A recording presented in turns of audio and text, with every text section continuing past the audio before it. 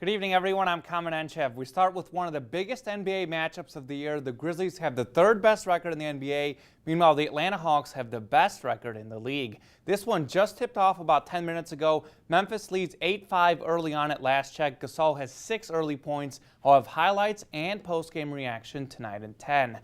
On the college football, some years like this past year, preseason rankings are mostly spot on. Many years, not so much. I personally don't take too much stock in them, but I know the fans pay attention to this, so here are the rankings. The Red Wolves are picked to finish 66th in the preseason FPI. A-State finished 5-3 in the Sun Belt and 7-6 overall in 2014. The non-conference losses came against traditional powerhouses Miami and Tennessee, and Arkansas State lost its bowl game against Toledo. There were some injuries and a first-year head coach, so A-State's hoping for some more stability in 2015.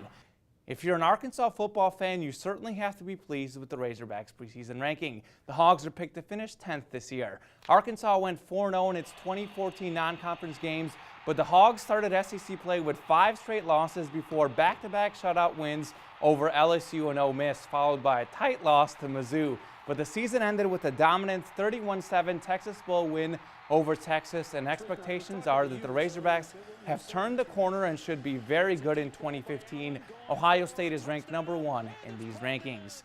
But we're still about 7 months away from football season, while the college basketball season's winding down, and the Red Wolves still have some work to do to make the Sun Belt tournament. Thursday's loss to Troy dropped A-State to 4-9 in the Sun Belt. The Red Wolves are in a 3-way tie for 9th place in the league, but ASU is just 1 game behind South Alabama and Texas State, who are tied for 8th.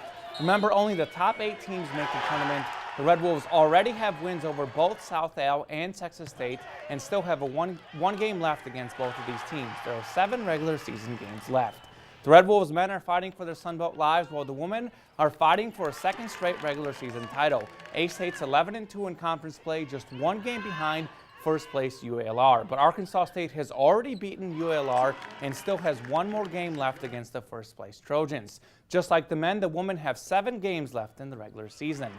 Just like the A-State women, the Arkansas men are near the top of their league. The Hogs are in a 3-way tie for 2nd place in the SEC.